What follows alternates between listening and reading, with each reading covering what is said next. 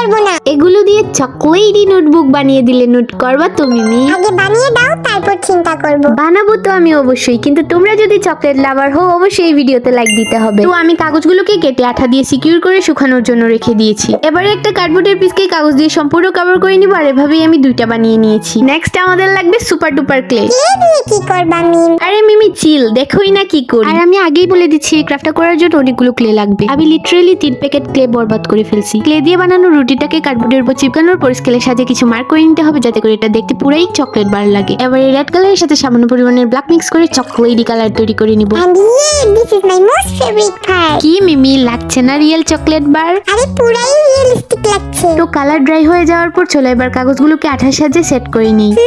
তাড়াতাড়ি বানাও, কারণ এখনই আমি এটা নিয়ে দৌড় দিব। হ্যাঁ বললেই হলো, আগে পড়তে বসো তারপর বাবা। আর তোমরাও সাবস্ক্রাইব করে গিয়ে পড়তে বসো। আগে একটা বাইট তো দিয়ে নি।